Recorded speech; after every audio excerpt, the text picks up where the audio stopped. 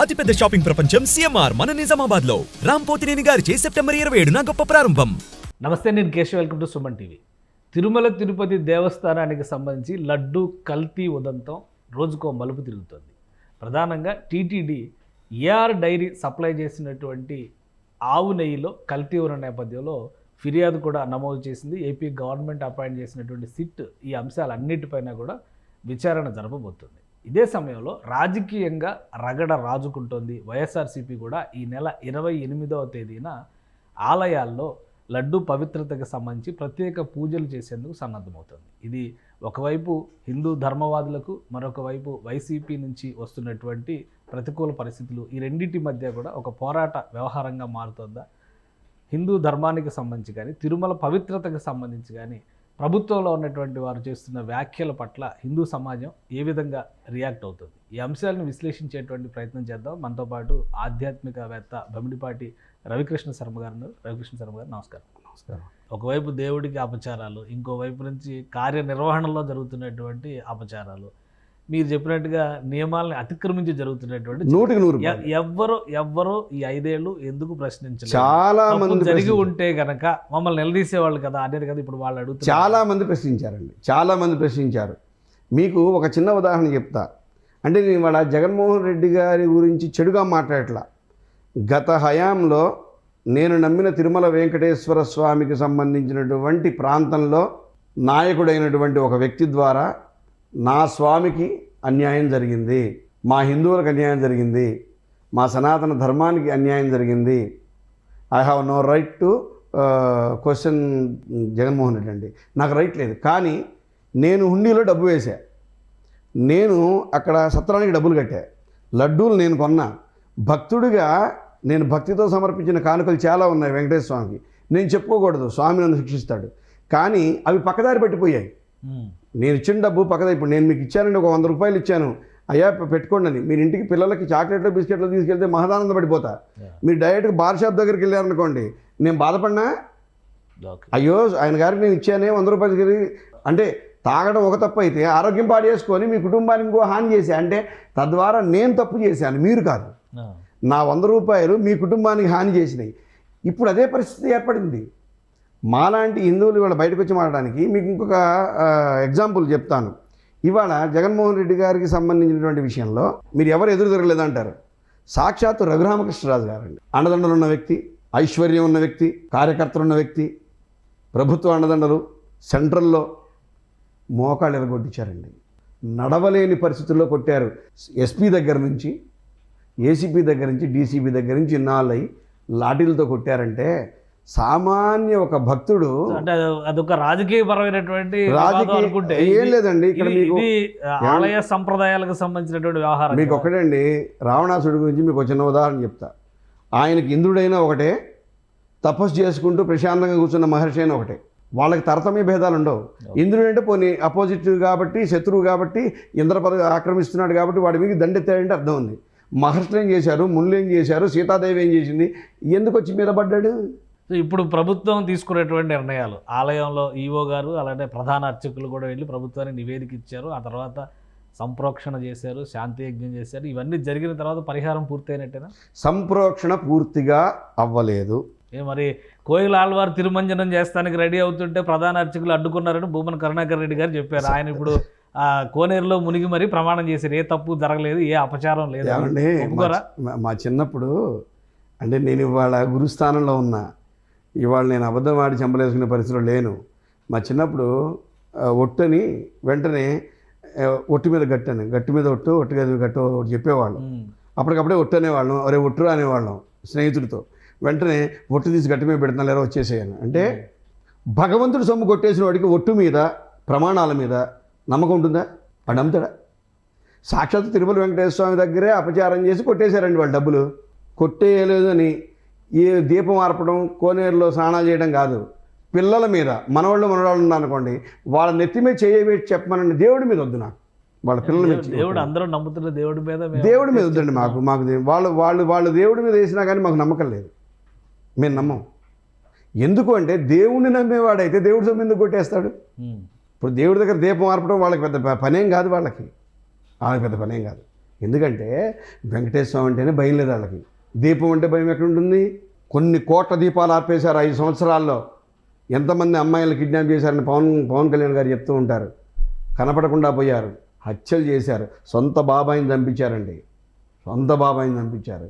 వాళ్ళకి దేవుడు అంటే, మానవుడు అంటే భక్తి, విశ్వాసం, గౌరవం, ప్రేమ ఎక్కడి నుంచి వస్తాయి సార్ వాళ్ళకి? కానీ ఎలా మరి తిరుమల ప్రక్షాళన జరగాలంటే తిరుమల ప్రక్షాళన ఒకటేనండి. ఎవరైతే స్వామివారి అపచారం చేశారో, ఇంకోటి కూడా చెప్తున్నా, అపచారానికి ఎవరైతే అవకాశం ఇచ్చారో కూడా ఆంధ్ర రాష్ట్ర ప్రజలందరూ కూడా చెంపలేసుకోవాల్సిందే. చెప్పులతో కొట్టుకోవాలి, చెంపలు కూడా కాదు. ఎందుకు నీ మాట అంటానంటే, ఎన్నుకున్నారు మీరు. ఎవరిని ఎన్నుకున్నారు? అన్యమతస్తుని ఎన్నుకున్నారు. ఎన్నుకున్నప్పుడు ఆయన పోయాడు అక్కడికి. ఆయన పోయి ఎవరిని మీ వాళ్ళే ఉంటారా? చైర్మన్ మీ వాడే, ఈఓ మీ వాడే, ఆ అధికారులు మీ వాడే. ఒక పూజారి మాత్రమే చేయలే, ప్రధాన అర్చకుడు ఒక పదం ఒక్కటే చేయలేక వాళ్ళు. ఎందుకంటే వంశపారంపర్యంగా వస్తుంది కాబట్టి దాన్ని అవకాశం లేదు. దాన్ని అధిగమించడానికి దుమ్మెత్తిపోస్తారు, ఉమ్మేస్తారని తెలుసు. ఇక మీరు చెయ్యని పోస్ట్ ఏముంది? చెయ్యని అరాచకం ఏముంది? రూముల విషయంలో అరాచకం, అన్నదానం విషయంలో అరాచకం, అక్కడ ఒకళ్ళమార సత్రం విషయంలో అరాచకం, తర్వాత లడ్డు విషయంలో అరాచకం, బంగారు నాణ్యాల విషయంలో అరాచకం. ఇవన్నీ పవన్ కళ్యాణ్ గారు కూడా రైజ్ చేశారు. మీరు ఇలాంటివన్నీ మాట్లాడి ఆయన పవన్ కళ్యాణ్ గారు వైషమ్యాలు తీసుకొస్తున్నారు, మీ రాజకీయాల కోసం తిరుమల వెంకటేశ్వర స్వామిని ఉపయోగించుకుంటున్నారు. అలానే చంద్రబాబు నాయుడు గారు కూడా రాజకీయాల కోసం వెంకటేశ్వర స్వామిని ఉపయోగించుకున్నారు. ఇదే కదా విమర్శ. ఇవాళ నేను కంపేర్ చేసి మాట్లాడలే కానీ ఒక ఉదాహరణ చెప్తా, మళ్ళీ ఇంకో ఉదాహరణ. అన్నమయ్య వెంకటేశ్వర స్వామి దేవాలయానికి దర్శనానికి వెళ్ళినప్పుడు వాస్తవానికి ఆయన ఎలవ్ చేయలేదు. ఆయన ఎలవ్ చేయకపోతే సమయం అయిపోయిందంటే కూడా ఆయన పోట్లాడి పాపం నిద్రాహారాలు మాని అక్కడే ఉండి పాపం ఎలవ్ చేశారు. అన్నమాచార్యుల వారు మన మధ్య తిరిగిన వ్యక్తి, ఎక్కడో 3-4 యుగాల క్రితం మనకు తెలియని వ్యక్తి కాదు, మన తాళపాక అన్నమాచార్యుల వారు. అదే సమయానికి అన్నమాచార్యుల వారితో పాటు ఇతర కులస్తులు, అంటే అప్పుడు బాగా శుచిగా ఉన్నవాళ్ళు, శుభ్రంగా ఉన్నవాళ్ళు, బ్రాహ్మలే వెళ్ళాలి లోపలికి, ఆ గడప దాటి వేరే వాళ్ళు వెళ్ళకూడదు, అన్యులకు ప్రవేశం లేదని చెప్పి కొంత అవగాహన రాహిత్యంతో హిందూ ధర్మం, సనాతన ధర్మం గురించి పూర్తిగా చదువుకొని కొంతమంది వ్యక్తులు చేసినటువంటి అరాచకాలు కొన్ని ఉన్నాయి. తప్పనిసరిగా నేను వాటిని సమర్థించను. ఆ సమయంలో అన్నమాచార్యుల వారు తోడ్కొని పోయాడండి అందరినీ లోపలికి. వీళ్ళని కూడా ఎలా చేయాలని చెప్పి వాదిచ్చాడు. వాదిస్తే ఆ రోజు ఎవరైతే లోపల ఉన్నారో వాళ్ళంతా కూడా ఈయన హీనంగా చూసి వెళ్ళగొట్టారండి. నువ్వు పనికిరావు, నువ్వు బ్రాహ్మడిగా పనికిరావు, నీకు అసలు ధర్మం లేదు, భగవంతుని మీద భక్తి లేదు అని. ఇవాళ అదే మాట వీళ్ళు మిగిలిన వాళ్ళు మాట్లాడుతున్నారు, ఆయనకి ఎందుకు అని. ఇప్పుడు ఎవడో ఒకడు బయలుదేరాడు కదా, ఒక ప్రక్షాళన చేయడానికి ఒకళ్ళు బయలుదేరారండి. ఒక అడుగు ఎవరో ఒకళ్ళు వేయకపోతే మాలాంటి వాళ్ళని ఫాలో అయ్యేది ఎట్లా? రాజకీయంగా ఫాలో అవ్వం. 100 కోట్లు ఇచ్చినా కానీ జనసేన కండువాన్ని కప్పుకోను. ధర్మ పరిరక్షణ అంటారు పవన్ కళ్యాణ్ అంటే ఏంటి? మీరు చెప్పినట్టుగా సనాతన ధర్మ పరిరక్షణ కాదు, ఇట్స్ నాట్ ధర్మ పరిరక్షణ అండి. అధర్మాన్ని గొంతెత్తి అడిగాడు. ఆయన ఎంతవరకు న్యాయం చేస్తాడు? ఎన్ని రోజులు అరుస్తాడు? ఎన్ని రోజులు దీక్ష చేస్తాడు? 15 రోజుల తర్వాత పవన్ కళ్యాణ్ గారికి బోల్డ్ పనులు ఉంటే ఉప ముఖ్యమంత్రి ఆయన వదిలేస్తారండి. కానీ గొంతు అయితే ఇప్పాడుగా. ఎందుకు అంటే ఇవాళ పవన్ కళ్యాణ్ గారు రాజకీయాలకు వచ్చినప్పుడు ఒక్క సెకండ్ రాజకీయం వైపు మాట్లాడతా. కాపు కులస్తులు వచ్చారని చెప్పి కాపు కులస్తులు అంతా కూడా ఎగిరిగంతేశారు. ఇంకేముంది, మనోడు వచ్చాడు హ్యాపీ అని. అంటే ఒక కులానికో ఒక మతానికో సపోర్ట్ చేస్తే చాలా ప్రాబ్లమ్స్ వస్తాయి రాజకీయంలో. ఇవాళ క్రిస్టియానిటీ ఎంత పేరుకుపోయింది. ఇవన్నీ వద్దండి. క్రిస్టియానిటీకి సంబంధించి ఒక 50 సంవత్సరాలు, 30 సంవత్సరాలు, 20 సంవత్సరాలు తీసుకుందాం.